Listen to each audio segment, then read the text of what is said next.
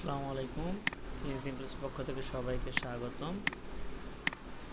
আমি নাজমুল সাকিব বলছি। তো আমরা আজকে প্র্যাকটিস করব পিএইচপি ফাংশন, কীভাবে পিএইচপি ফাংশন কাজ করে। অলরেডি আমি এনভায়রনমেন্ট রেডি করে রেখেছি আপনাদের জন্য। তো আমরা এখন দেখার চেষ্টা করব যে পিএইচপি ফাংশনটা কী, কেন, কীভাবে এটা কাজ করে। তো পিএইচপি ফাংশন যদি বলতে চাই, function most important part of PHP, কারণ আপনি যখন পিএইচপিতে কাজ করবেন তখন আপনাকে অনেক ডাটা একসাথে নিয়ে কাজ করতে হবে। তো সেক্ষেত্রে ফাংশন হচ্ছে সবচেয়ে কার্যকর একটি বিষয়, যে একটা ফাংশনের ভিতরে আপনি number of data, number of line code আপনি করে সেটা একটা জায়গায় শো করাই দিলেন, সে এক জায়গায় দেখাই দিলেন।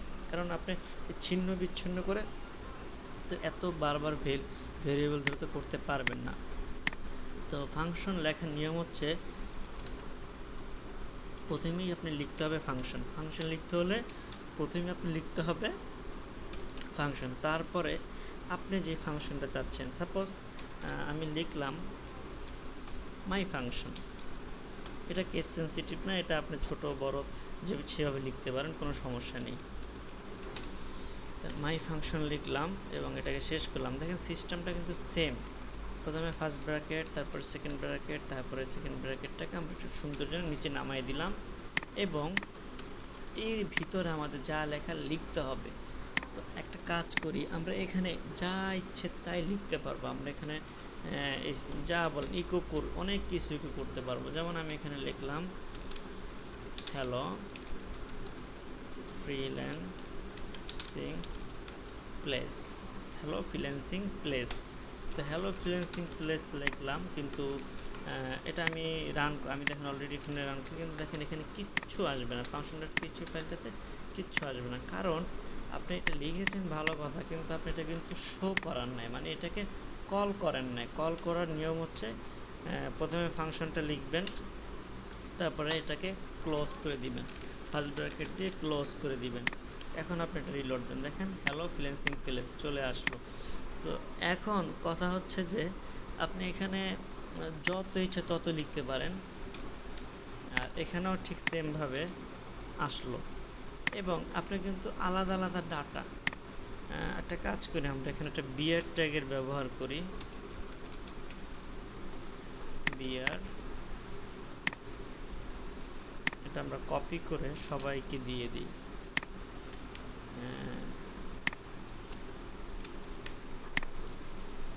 নিচে নিচে চলে আসলো। আচ্ছা, আরেকটা দিতে হবে, এটা হচ্ছে এইখানে, নাহলে প্রথমটার দ্বিতীয়টা পাশাপাশি আসবে। আচ্ছা, এখানে দেখেন আলাদা আলাদা ডাটা আমি যত ইচ্ছে তত এখানে দিয়ে দিলাম এবং এখানে নিচে নিচে চলে আসলো। তো এখন কথা হচ্ছে যে আমি তো এইভাবে আমার ফাংশনকে কল করতে পারবো। তো আপনার প্রশ্ন আসতে পারে যে আমি কি এর ভিতরে ভেরিয়েবল কল করতে পারবো না? আমি কি ফাংশনের ভিতরে ভেরিয়েবল কল করতে পারবো না? বা এই যে এখানে একটা স্কোপ, এখানে একটা স্কোপগুলো কেন দিতেছি? তো আপনি যদি ভেরিয়েবল কল করতে চান, সেক্ষেত্রে কীভাবে ভেরিয়েবল কল করতে পারেন, সেটা কিন্তু একটা কোশ্চেন। এবং সেটা কিন্তু এইখানে না, আপনি এইখানে ভেরিয়েবল না, আপনি ভেরিয়েবলটা যদি কল করতে হয় ভেরিয়েবলটা বাইরে থাকবে, বাট ভেরিয়েবলটাকে ভিতরে এনে আপনি এটাকে গ্লোবাল করে কল করতে হবে। সেটা আসলে ভেরিয়েবল কল করার থেকে আমাদের মোস্ট ইম্পর্টেন্ট হচ্ছে যে আর্গুমেন্ট। এই যে এইখানে আমরা ফাংশন লিখলাম, এখানে একটা ফার্স্ট ব্র্যাকেট দিলাম, এটা কেন ফাঁকা থাকবে না? আপনি এখানে একটা ভেরিয়েবল নেন, একটা ভেরিয়েবল নাম দিলেন এক্স, হ্যাঁ, এটা দিলেন। এখানে কিন্তু কোনো ডাটা নাই। ইচ্ছে করলে আপনি আপনার ফাংশনের এইখানে একটা ডাটা পাস করতে পারেন। এখানে লিখতে পারেন বেস্ট, ফ্রিল্যান্সিং প্লেস বেস্ট, এটা কিন্তু এখানে চলে আসবে, কিন্তু দেখেন আমাদের এখানে আসলো না। এর কারণ কি? এর কারণ হচ্ছে যে আমি এখানে এক্স লিখছি, বাট এইটা কিভাবে আসবে বা এটা কোথায় আসবে সেটা কিন্তু আমি এখন বলি নাই। আমাকে এখন সেইটা বলতে হবে। তো আমি এটা কিভাবে বলতে পারি? আমি এই যে আর্গুমেন্টটা, এটা আমি যেখানে দিব, সাপোজ এটা আমি যদি, এটা আমাদের সবগুলো সেকেন্ড ব্র্যাকেট দেওয়া, তাই না? ওগুলোকে সব সরি সেমি মানে আমাদের এই ইয়েটা ডাবল কলম দিতে হবে, আমাদের সিঙ্গেল হয়ে গেছে, না হলে আমাদের ভেরিয়েবলটা এখানে কাজ করবে না। আমরা এখানে এটা দিয়ে দিলাম।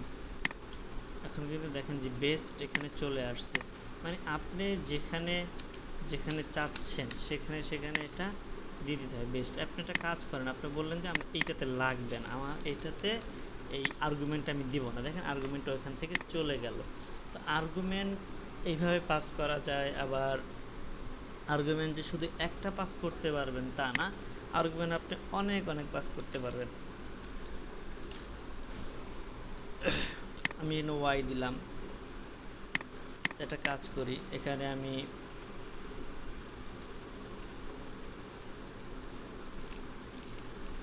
ওয়াই দিয়ে দিলাম। হ্যাঁ, আমি রিলোড দিই, এটা ইরর খাবো। দেখেন missing argument true for my function call int, মানে এইভাবে বলতেছে যে আপনার আপনার একটা আর্গুমেন্ট মিসিং, এখানে আপনি দিচ্ছেন, এখানে আবার আনডিফাইন্ড ভেরিয়েবল, একটাতে আর্গুমেন্ট মিসিং আর ইয়ে মিসিং। এটা কেন? এটা হওয়া যাবে না, এটা হওয়া যাবে না। এইটার জন্য দেখেন জাস্ট কি আমি আর্গুমেন্ট দিছি, ভ্যালু দেই আর না দেই, আমার একটা কমা দিয়ে ভ্যালুর স্পেস ফাঁকা জায়গা হইলেও দিতে হবে। এখানে আমি সার্ভিস লিখলাম, বেস্ট সার্ভিস। দেখেন একটাতে সার্ভিস আসবে, বাকিগুলোতে মানে যেখানে যে আর্গুমেন্ট পাবে সেখানে এসে সেটাই দেখাবে। এটাই হচ্ছে ফাংশনের সবচাইতে মজার দিক, যে আপনি ফাংশন দিয়ে অনেকভাবে এটা কাজ করাইতে পারেন। তো ফাংশন আমরা পরবর্তীতে আরও বিস্তারভাবে ফাংশনের বিভিন্ন ব্যবহার দেখব। তো আজকে আমি এই আপনাদের ডিটেল বেশি লেন্থ বাড়াবো না। আরেকটা বিষয় হচ্ছে যে ফাংশন এখানে ভেরিয়েবলের ভিতরে আমরা ইচ্ছে করলে ডিফল্ট নাম্বার বা ডিফল্ট ভ্যালু পাস করে রাখতে পারি, যা এমনিতেই দেখাবে, মানে যা ফাঁকা থাকলে এমনিই দেখাবে। যেমন ধরেন সেটা কি এখানে দেখাবো না নতুন একটা ফাংশন নিই। যেমন ধরেন আমি একটা ফাংশন নিচ্ছি, ফাংশন নিলাম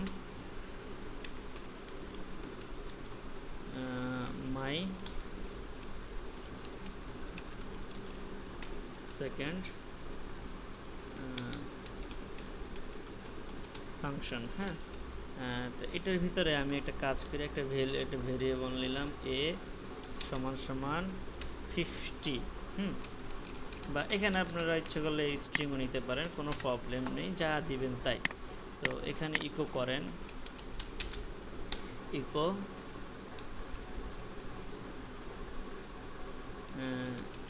এজ, জাস্ট এজ লিখলেন, আর কিছু লিখলেন না। আমি 15টাকে দেখাবো, দেখেন কীভাবে দেখাই।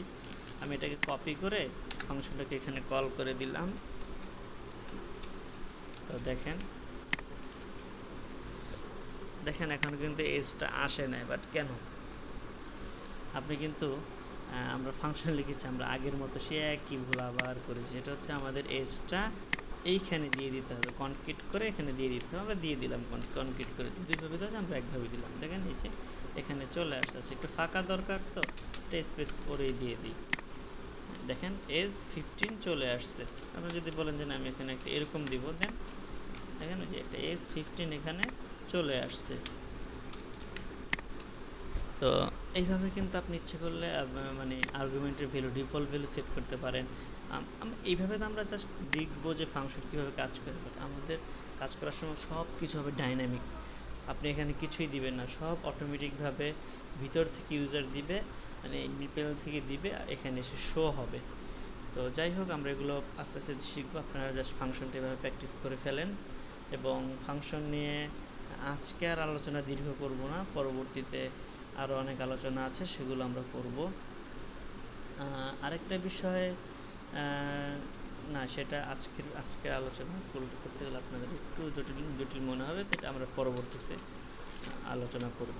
ওকে, সবাই ভালো থাকবেন এবং এটা প্র্যাকটিস করে সবাই গ্রুপে জমা দিয়ে দিবেন।